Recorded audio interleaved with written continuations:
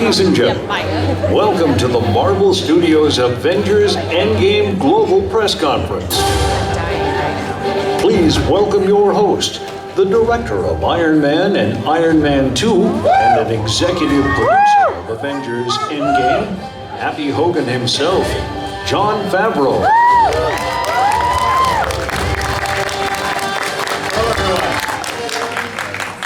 So, welcome. I don't know how many of you attended the Infinity War press conference, but it was hosted by the Grandmaster himself, Mr. Jeff Goldblum.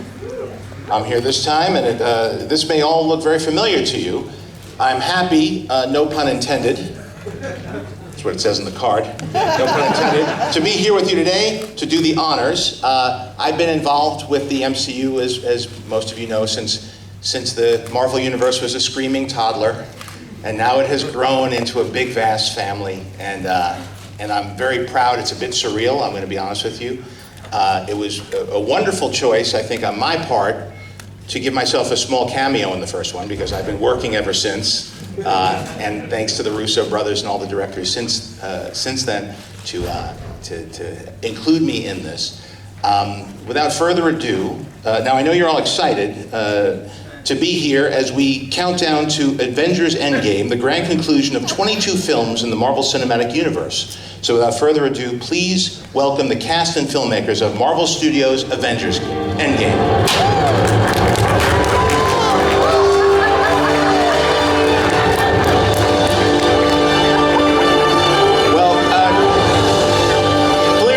Clearly things look a little different in a post-Infinity War Marvel Cinematic Universe. Post-snap, there's a few empty seats. So why don't, I'd like to welcome back the people that you see here on stage.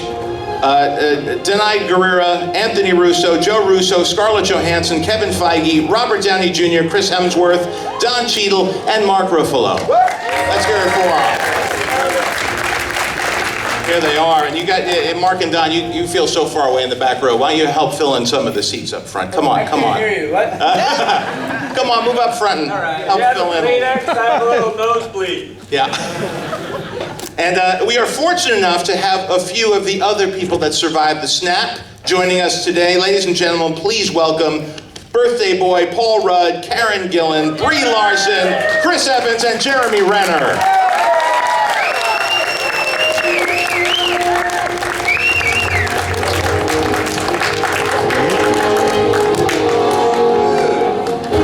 What a handsome group. Beautiful, lovely set of thespians and behind the camera talent. Let's start with where it all started, Mr. Robert Downey Jr. I have a question here on the card. When you first suited up as Iron Man, could you envision Tony Stark's arc and where you wanted to see the character go? And how did you approach building such a memorable character? Did y'all bring a bag lunch? Hi, John. Hi, Robert. I've been thinking about this recently. There's always two tracks, at least in my mind. One is The Sky is Falling, and the other is The Sky's the Limit. And as we had those many discussions in the high desert and shooting the film, I'm reminded now that I was talking a lot of smack, saying, wait till you see where this goes. But in the moment, I was just hoping day to day we were making good scenes and getting good stuff in the can, and, you know, usual gobbledygook. I just wanted to not drop the ball. And would you like the fans to call this film Avengers Endgame? Would you prefer them call it Infinity War 2, Avengers 4, or perhaps Iron Man 22? Is that... well, was There's it time for that yet. Was it a surprise early on that Iron Man amassed an army of devoted fans? And what do those fans mean to you today, Robert? Again, I've been just feeling like I'm kind of an oddball Manny, who I've been offered the opportunity to usher in this larger, as you were saying, family and stuff, and I look around and we are close and growing closer by the moment, so it's just great to, hi Brie. God bless you. What a fun springtime you're having. It's just nice. To me, it's just the coolest relay race in the history of entertainment, for my money, so.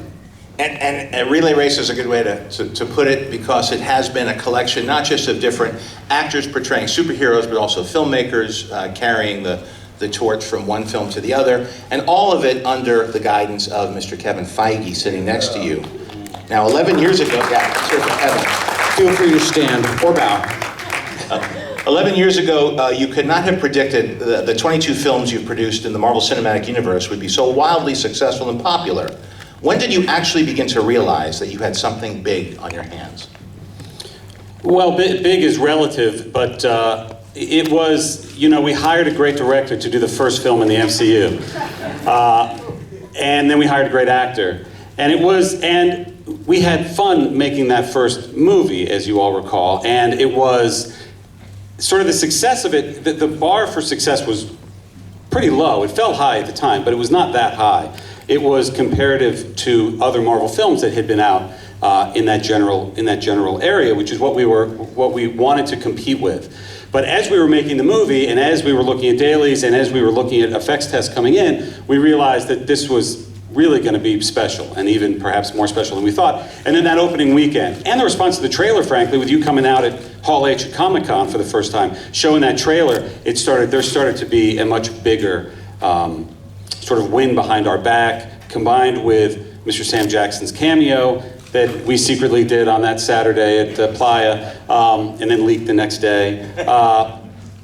And the response to that, and then people picked up that meant this interconnected universe, which everybody knew from the books, but had never been done in the movies. Right, and what makes Avengers Endgame so special that it's the most highly anticipated superhero film ever?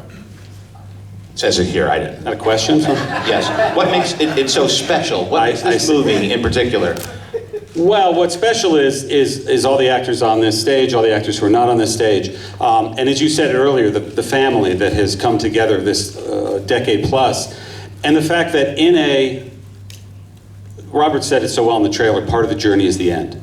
And about 4 or 5 years ago, we all started talking about doing something at every turn, including the first Iron Man film. We talked about, how can we do something that's never been done before? What if the superhero outs his identity at the very last shot of the movie? Well, you can't do that. No one does that. You can't do that. What would we do next time?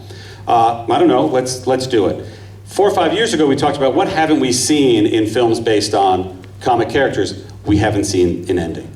A definitive conclusion to an overall saga. So that is why it's called Endgame, and why I think it's very, very, very special. Anthony Russo. And by the way, both of you Russo brothers, thank you as somebody who's been involved in this journey for looking after it and allowing it to grow and finding greater potential and building it into what it is today. I know as filmmakers, we're sort of a subset of the community, along with Johnson and everybody else who's been involved. Everybody else has been involved, but it's really been a collective where everybody's been asking, collaborating, and we all feel that this is a bit of a relay race where we looked after it, and to have both of you stick the landing like this and bring this whole saga to the conclusion, all of us feel really, really grateful that you created, you reinforced this and then turning it into something that's really a phenomenon. And Anthony specifically, how does the surprise ending of Avengers Infinity War affect the tone of Endgame in the aftermath of Thanos' destruction?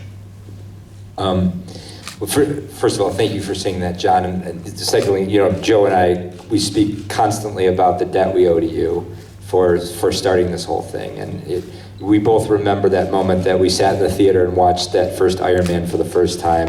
And I remember that feeling of like, I wish we were part of this, and we had no idea that years later we actually would be. So, I mean, that was an epic moment in a movie theater, so thank you for that.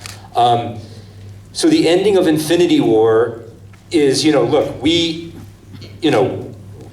Joe and I have mentioned this before, like one of our favorite storytelling adages is write yourself into a corner. And what we take that to mean is like put yourself in a place on a narrative level where you have no idea how you could possibly move forward from here. And that's a great place. That's a very exciting place to be. And it forces you to come up with some really creative ways forward. And we've tried to do that with the endings of every single Marvel movie we've done, and perhaps never more so, of course, than Infinity War. We are very committed to the ending of that movie. We think that, stories lose their meaning and relevancy and resonance unless there are real stakes. And for us, moving into this new movie, into Endgame, the story is very much about how do these characters, how do these heroes deal with loss? Resounding loss, true loss, devastating loss. That's what they've experienced in Infinity War, and that was a unique experience for all of them. And how does a person move forward from that moment? How does a hero move forward from that moment? And the way our road into this story is, how is everybody on an individual level dealing with that experience, and then how do they collectively deal with it? And Joe, what do you want audiences to experience when they watch Avengers Endgame? I'm sorry, John, we can't talk about that. Look, this is, I think, a really unique experiment in movies, this grand mosaic. It's, I don't know, depending on how you count it up, 11 franchises that have been interwoven into one big narrative. And I think, a lot of people have invested a lot of heart and soul into the characters. And, when we take these movies around the world, it's really, it's heartwarming to see people come up to you and say, hey, I started watching this with my classmates when I was 10 years old. Now we're all 21 and we're all going to go see this together. Or my parents have taken me to every movie, or my grandfather's taken me to every film. And it's a real sense of community and sharing in these stories and believing in them. And I think with Endgame, we get the opportunity to think to finish off one of the grandest experiments in movie history. And bring it to, as Kevin said, an epic conclusion. So what we're hoping for is that people feel satisfied with the conclusion. Jeremy Renner, Hawkeye is back. How do you feel to rejoin the Avengers and take up your bow again?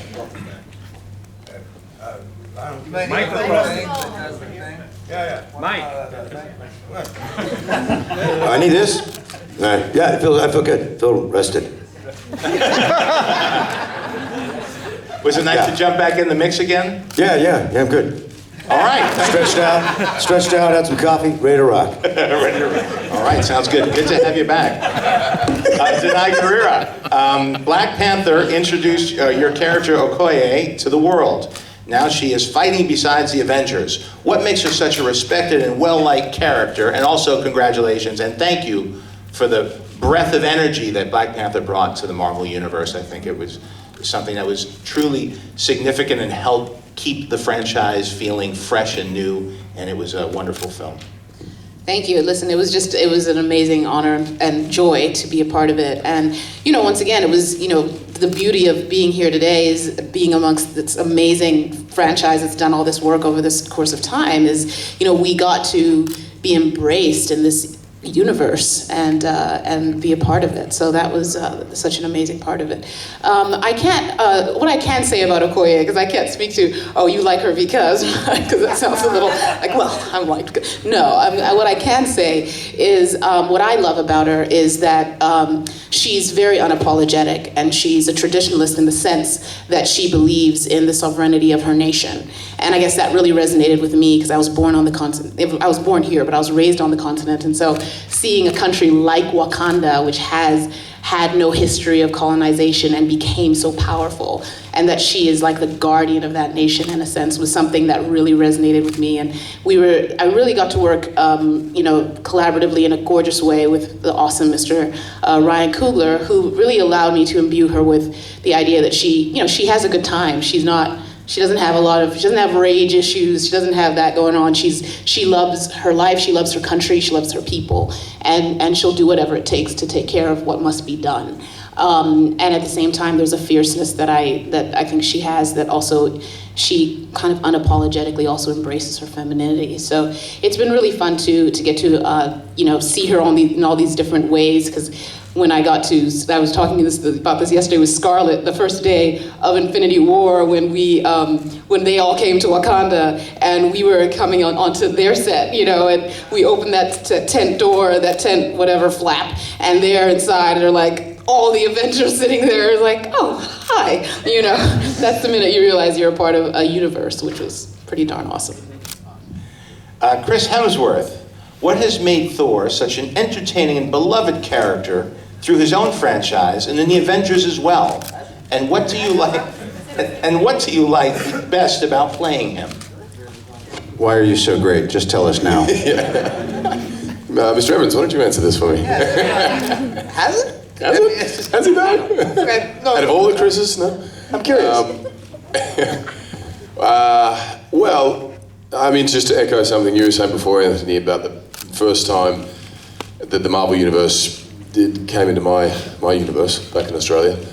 I was sitting there and, I don't know, I would have been just straight out of high school and watching Iron Man 1 and thinking the same things, thinking, oh my God, imagine, I wish I could be a part of that world. And then a few years on, getting cast in it as Thor and having the opportunity to embark on this thing. And at the time I thought, was this film even going to make it past DVD or even, make to the cinemas, or was I going to be recast, all those sort of questions. And look, I think to answer the question, what made it so special for me was just the different people I was able to work with. From Kenneth Branagh to that first film, was really, I sort of was completely in his hands and was basically willing to do whatever it takes and wherever he needed me to go for the character. And then through the films with each director and each different cast member, I'd learned something different from. And by the time about Ragnarok I felt like it finally had enough sort of confidence to go, okay, well, what is it that I could possibly bring to this? And then had this great collaboration with Taika and really decided to do something different and see how we could make it unexpected and unique. And then I remember calling Joe and Anthony and saying, look, I've got this new version of Thor that we've just shot, and I want to continue that version. I don't want to do the old version. And he said, well, we've got an even newer version for you. And it was, and then as was this film here, and it's just about the people that's made it so special and I think unique each time with any of our characters is everybody you get to interact with, and the fact that we're all willing to be open to what new possibilities lie ahead of these franchises and these characters, and it's been a pretty remarkable journey. Chris Evans. Captain America is a classic hero with an unshakable moral code, and you have perfected your portrayal of him, plus shown us even more of what makes him tick. What has it meant to you to play him, and what do you like best about Captain America in this film? In this film or in general? On the card, it's this film. Okay, So please stick to the. Talk about that. Well, I guess I can give broad strokes. I think just the completion of the arc. I mean, that's safe to say, right? That this movie does kind of provide kind of an ending to a lot of the Judges? Really? No, I'm sorry, we can't accept that answer. There is a 22 film tapestry. I'm gonna go. There's, he's been through so much, and specifically with. Let's just talk about Scott Pilgrim. Yeah, really. As we should. Yeah, I don't know. There's been so many wonderful elements of working on this movie, and I'll echo what Chris said. Just truly, not to, it could seem like a safe answer or something, but really, honestly, the friendships and connections I've made over these 10 years now, it truly has become a family, and playing a character. But you couldn't make it to Rudd's birthday last night? Okay. Yeah, I didn't make it. I was exhausted. It was a long day yesterday. I'm sorry, Paul. It's all right. I'm one of the newer guys. Paul. You had a birthday party? I didn't. No, I didn't. What? Did you go? Wait, did you go? Yeah, I did because I said I would. Did you go though? That's right, Mr. Honor. Hemi, did you make it? Yeah, exactly. You at least texted and said, sorry, I can't make it. At least which I is better than texted. Scarlett Johansson, you have been part of this since Iron Man 2, and your character has always represented women as strong and equal. For you, I'm sorry. Scarlett Johansson, Black Yes, that's me. Yes, you have been part of this since Iron Man 2, and your character has always represented women as strong and equal, and for you, what is the best part of playing a character in this universe? The best part of playing the character in this universe, oh, that is so broad. What does that mean? We can get more specific. What was it like playing Black Widow, and how has she arced? Well, the character's changed over, when you and I first met and worked together, and Hi, John. How's it going? Hi, Hey. Scarlett. Hi. Congratulations. I mean, initially the character, I was talking with Danai about this yesterday. We spent the whole day together, analyzing all this whole journey. But the character really started as, a sort of secretary, sexy secretary with a skill set on the side and Posing as. Thank you. We didn't know, certainly I didn't know how the audience would react to the character, my interpretation of the character, and obviously a very beloved character for a long time. I feel, and then the next time that we saw her in Avengers, she was sort of one of the boys, for better or worse, and that, made sense then. And, as I think the fans and the audiences have really pushed, certainly Marvel, but pushed all the studios and filmmakers to really, throw up on the screen what represents what's going on in the zeitgeist and wanting to see, diverse films and cast that represents how they, their own aspirations and how they feel. I think, the character has sort of grown in reaction to that, and the movies have really grown in reaction to that kind of fan encouragement. And honestly, I have to say that, it's so, I remember, when Lizzie signed on and Colby was there and, we were all clinging to each other just to, I felt like I'd been in this like testosterone fest for such a long time. It was so nice to see like other female cast members, and then, with Brie coming on and Karen and Danai, and it's really, I feel like I'm in just this, I'm amongst so many wonderful actors, so many strong actors, and such, it's just grown beyond my wildest dreams. I could never have imagined where this would take us and all of us. It's been quite a journey. So, Karen Gillan, Nebula is such a complex character. What excited you about bringing her back for Avengers Endgame? Well, I think it's maybe safe to say that she suffers from some daddy issues because her dad is Thanos, so who wouldn't? And I think I'm excited for her to finally face the source of this abuse. This has sort of been building through multiple movies, through the Guardians movies, and she's talked about how she wants to inflict revenge, and so we all know about that. So I would like to see her try and face that. I don't know if she will. Maybe she won't. I'm not saying anything. I just got really nervous that I gave something away, so I'm going to stop.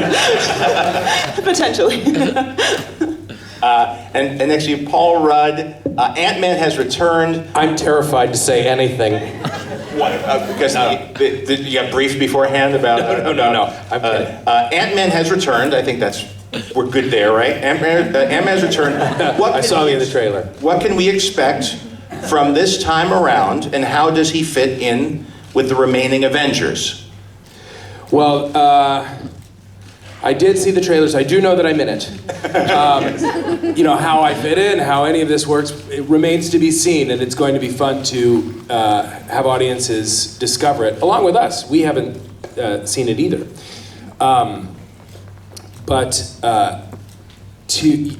It's not part of the question, but I must say everyone is kind of echoing the same sentiment, which is this sense of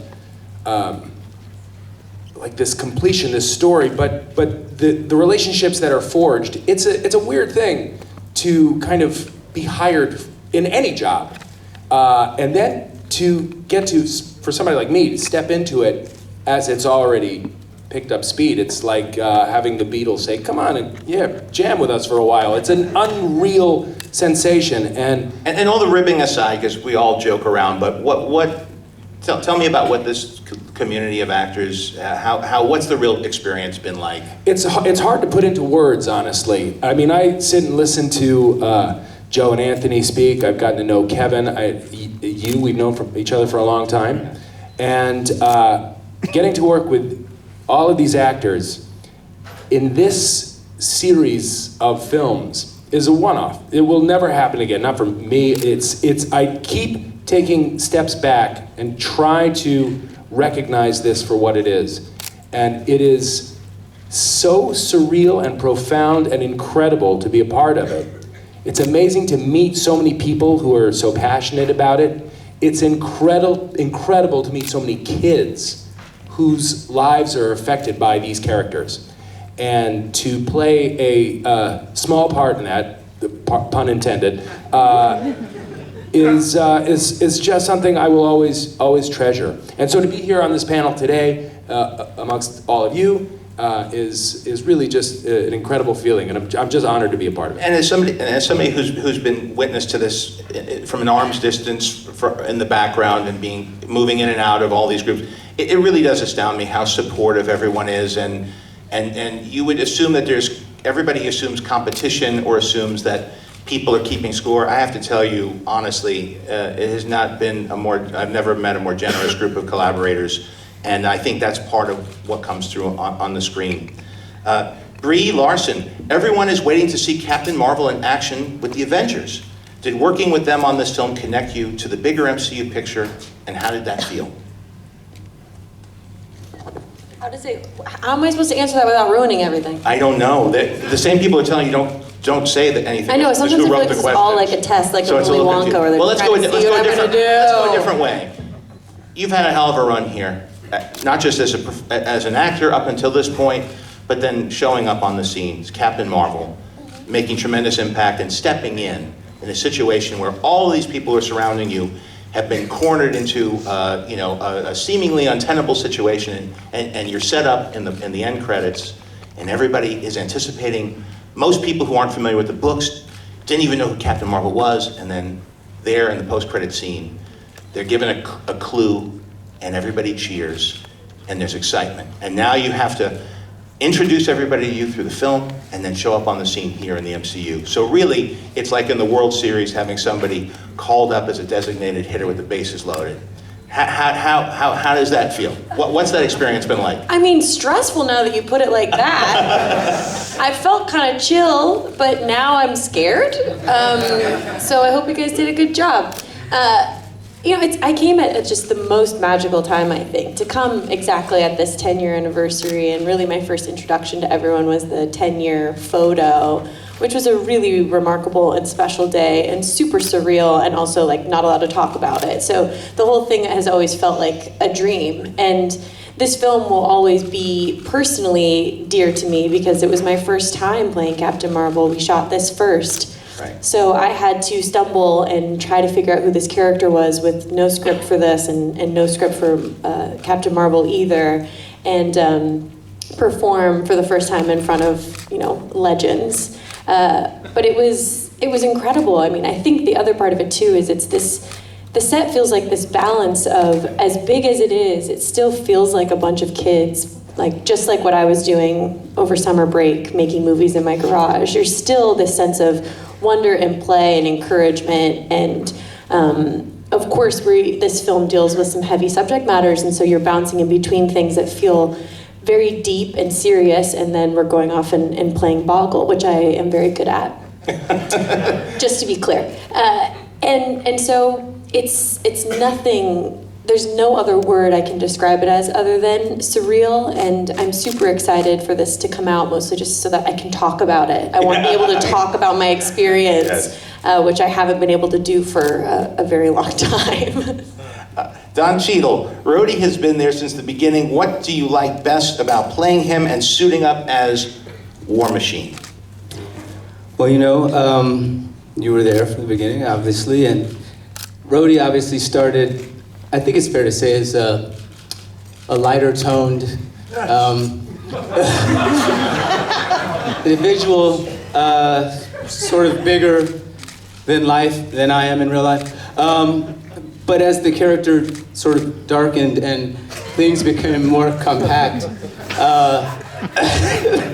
on a narrative, I think we've seen a real growth of this character, and we've kind of, as he's gone through his trials and tribulations, obviously, over the course of these films, and come out the other side now, and has his legs under him, no pun intended, literally, and is able to really be a part of this team and and really contribute at a high level.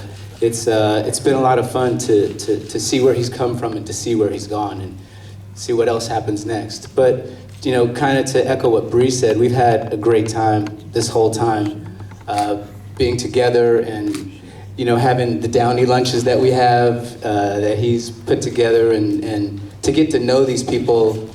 I've always known their work, but to get to know them as individuals and get to know them as people and get to be friends, and to come back, to get to keep coming back to these relationships again and seeing where everybody is, and people that have kids and them kids going on to college and other people having kids and relationships started and ending. It's just, it's rare to have that kind of an experience over the course of 10 years with the same group of people, so it's really nice.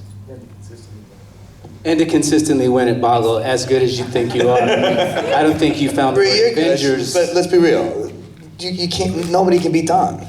Paul's good too. I'll be honest. Paul. I feel like Paul definitely. Paul's yeah, good, but Paul's like sleeper Boggle. Yeah. Do I have selective memory? I feel like I crushed the whole time. I felt that I did. Did you find the word? I wasn't there when that happened. What is the most impressive Boggle word that had been? Mark Ruffalo, who you'd be lucky if he finds cat. He found asbestos. Mark, he has nothing else, but he found asbestos. And that's a lot of, that was a lot of points. What about Don? When Don found, we were flying on a plane one time and we were playing, and Don found Avengers in the Boggle. In the like that's a good sign. That's pretty, yeah. What would you rate me as a Boggle player? it's not good. We'd rate you as a not good. Tic-tac-toe. That leads us to Mark Ruffalo. Please pick up a microphone. This cast has met up many times now, either in part or whole. Some describe it as family. Is that how it feels to you? And why is that, or is that not the case? It doesn't feel like family to me because we all really get along well. There's not that much drama. No, it does feel like family. It's a family that you wish you had, in a way. I mean, I don't know if you could tell, but it's a little bit different press conference than the last time. It has a little bit sort of sadness to it. I mean, we're all talking about like we're dead. Oh, I loved working with these guys. It was great knowing them. They're great. They were great Boggle players. There's something very bittersweet about this moment,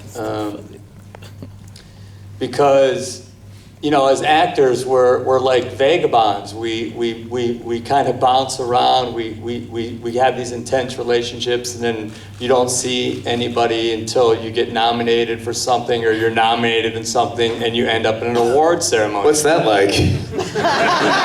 Speak for yourself.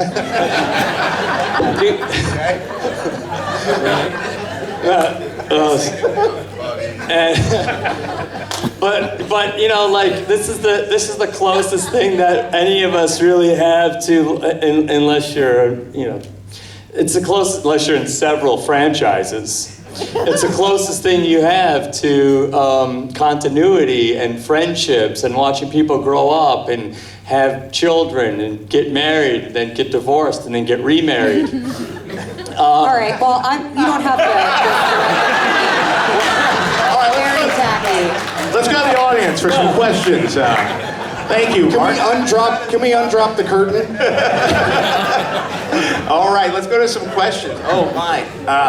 Let's see. Let's start. What? Oh. Yeah. Are we ready to go? Okay. Right here, gentleman in the glasses. You. Okay. The microphone coming your way. Okay. Here we go. Sure. Because the Avengers and the whole Marvel universe is such a huge deal, I wonder if all of you, when you go out in public, you need security because of mobs of little children coming after you. And with your, whenever you do leave, Chris, and everyone else, the franchise, do you see yourself in 10 years being at a nostalgia convention signing pictures? This is a complex question. We're only going to answer the first part of that question. Yeah. Security for children? I think that was more the joke one. Why should I answer it? Maybe we'll go with the, where do you see yourself in 10 years? Brie? Go ahead. The security thing? This is like a blocking rehearsal. This could take a while. I think that was the joke. That was the joke getting in. Security with children mobbing you. That was the question. Let's talk about where do you see yourself in 10 years. No, I don't mind punching a kid. I don't. All right, next question. Thank you. Right here, sir. Do you have a microphone here? There's the headline. Hi. For the Russos, you guys have shown amazing restraint in what you haven't revealed about this film so far. How did not having sort of feedback to trailers and major set pieces, how did that affect you putting the film together and putting its final touches on without sort of having that audience feedback coming from trailers that show more of the film?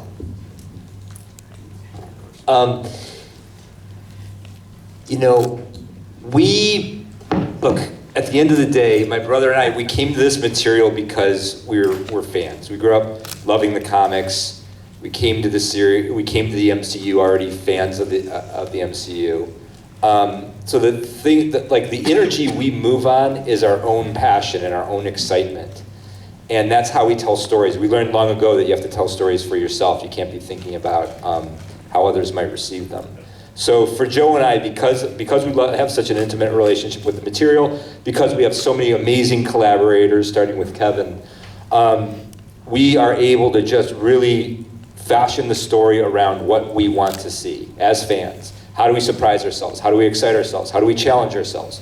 How do we force ourselves to keep digging deeper and keep exploring this narrative and these characters in ways we never imagined? That's how we guide ourselves through the process. And while once the film is complete and we put it out into the world, we really have no idea how it's going to be received. And then once that complete film is experienced and digested and responded to, I think that's the moment where we are then filled up with a reaction. But as we're executing, once we conceive the film and start executing, we're not really second guessing what we're doing. We're really focused on chasing the initial vision that we had for it. Let's see, gentleman, mustard-colored shirt here. Yeah. All right, this is for Chris Evans. How do you build a superhero team in real life that serves a greater good? I guess it depends what greater good you're trying to accomplish. I suppose you want people who are well-versed in that area. I mean, I guess I'm not quite sure in what capacity you're talking about. It could be community, it could be... Well, I suppose you try and, galvanize like-minded thinkers and, have a common goal. I mean, these are real platitudes. I don't know if You've been spending a bunch of time in Washington lately, Evans, and I think it suits you well. What are you up to there? You fucking heard me.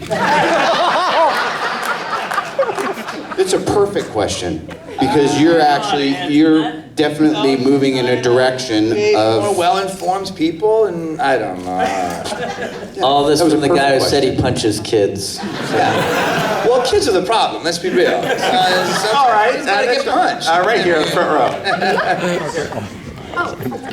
Thank you, so kind. I would love to take a second, just with a quick show of hands, to ask the official sources to end an online debate regarding Chris Evans. I would love to know your opinion at the end. But just by a show of hands, who prefers bearded Cap over clean-shaven Cap? I prefer bearded Cap. So let's see it first for... I missed him. Let's see it first for hands for the bearded Cap. Okay, 1, 2, 3, 4, 5, 6, 7, 8. And clean-shaven Cap. What? It's a pretty dead. John, I'm going with neither. I like Chris Evans with a beard with prosthesis over it when Joss Whedon asked him to come do the tag for the first Avengers. Can you explain? Can you give a little... Go back and watch that tag. He had a beard. Yeah, he had a beard he couldn't shave. So this is the shawarma scene, right? That's right. Go back and look at it. It looks like he has bells. We talk about the shawarma scene. I mean, truly, I was in the middle of shooting Snowpiercer, and I couldn't shave the beard, and they were like, "Oh, it's okay. We'll do prosthetics." I was like, Chris walks onto set, with his face extended. He goes, I don't Literally, think it's gonna work, A Josh. billion bee stings, like it's just. What was that, Snowpiercer? Was it worth it, buddy? Think about it. Yeah, Snowpiercer's great. Good series, I love man. it. Yeah. Love a bit of Snowpiercer. Yeah, I love that movie. But yeah, I just thought, why not? I mean, we're making Ruffalo green. We can't just lose this. But we spent some hours in the chair and put prosthetics on it. It was the early days. Ridiculous. Avengers 1. So we had to do the scene with me doing that. Good. Anyone else? Let's see. In the glasses, gentlemen, the glasses. Right, you, the one, yeah, okay, that's it. Absolute honor to be across from all of you. Obviously, with the end of Infinity War and the Thanos snap is a very emotional thing for a lot of audience members to experience that. And Robert, I've been wanting to ask you this since I saw that film, and specifically just staying with Infinity War, shooting that moment with Spider-Man, having him turn to dust, and the actual acting and the emotion of that moment, just what it was like to shoot that scene specifically on that day. And for each of you, do you have a particular person who turned to dust that was the most emotional for you to watch as an actor? But Robert, for you first. Thank you for your time. Thank you. Was that Titan Continuous? I think we were on a set for what seemed like 4 years, so that was Titan Continuous. I just love the lighting in that scene. I look so shredded. Emotionally shredded? I was more shredded than a julienne salad, man. No, I make a lot of faces. I need some help in the editing, and it was one of those moments of, this is the most serious thing that's happened since you were 9. Now, don't F this up. And I remember the brothers were there. I think we restaged it once or twice. Anyway, it was crazy to shoot it, but it was just another day, and then we were at lunch and doing stuff, because it's a movie. But then I think seeing it, and I happened to see it with this amazing kid, the Scottish kid who couldn't go to a theater, so I saw it with him, and his reaction really effed me up. So I think what a lot of us are looking forward to is, like Kevin always says, it's that surprise and delight experience with Endgame. But it's one of those things where you go like, wow, I think we just made a pretty serious choice here. And but I think audiences like that. I think audiences are so smart and now so they require to not be fed the same drivel as even 20 minutes ago. It's like we need novelty, and I think that what the Russos and Kevin have been able to do is provide that in spades. Thank you. Let's see. You're picking somebody? You got somebody that you want to give the mic to? Hi there. Hi. This is for the Russos. If you have to define this movie with one single word, what the word would be? One word, guys. You want to? Do you have one? Do you want to have quick a word? conference I can't before get you come Don's on? long out of my mind now. So Which one? Long. I would. You want us to come back to you after the next question? Yeah, we'll work on it. Always go with your first choice. Joe and I are going to sidebar on this. Okay, do a sidebar. We'll come back to you though. Yeah, but let's say powerful, and then we're done with the question. Sir, you? Yeah, you're the one looking over your shoulder. Yeah. Sorry. This young gentleman. Hi, this question's for Chris Evans. So in the past few films like Civil War and Infinity War, now Endgame, you see our character being able to interact with different characters. And because you're Captain America, you always have this tendency to be a leader and be a captain. How does that change or maintain continuity as you meet other characters like Captain Marvel or Black Panther, who are both leaders in their own way?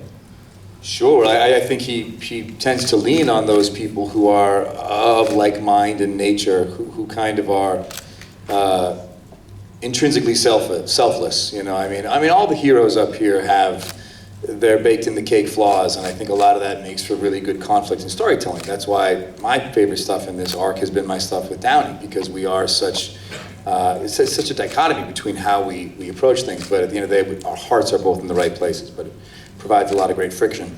But introducing characters like Captain Marvel and like Black Panther, people who also kind of align very similarly to Cap's nature, I think it creates a nice, it reinforces Cap's sense of purpose and home. It's an environment that it feels more natural for him. So I think it's nice to see the certain pockets where he feels at peace and the certain pockets where he feels, his buttons might be getting pushed.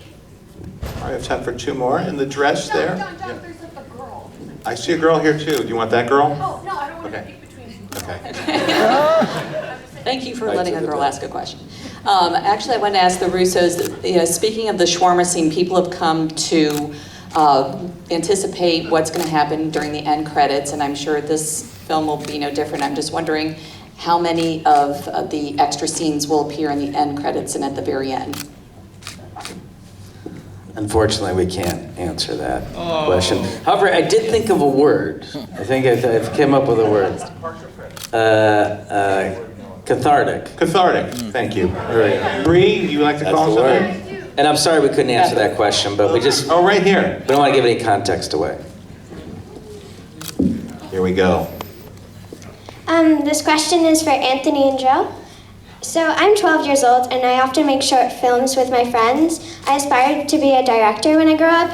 What skills do you think it takes to direct an amazing movie like Avengers Endgame?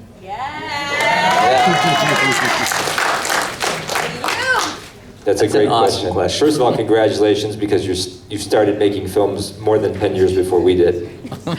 That's very impressive. I think, you know what, we love your initiative, and I think that's really, when anybody asks us about getting started, it's doing what you're doing. It's picking up a camera and it's shooting. You have iPhones now, you can, Steven Soderbergh just shot an entire movie on an iPhone, and you have free distribution on YouTube, and you can put things out there. We, discovered Donald Glover for Community on YouTube, so it's much easier now, I think, for people's voices to be heard and seen than it was when we started, and you had to go out and get a camera and buy a really expensive film and figure out how to get it developed. And so I think, find a story that you want to tell, be really passionate about it, care about it, and then go out and tell that story. And I think that's really the secret to being a successful filmmaker. Please join me in thanking the cast and filmmakers of Avengers Endgame. Thank you, John.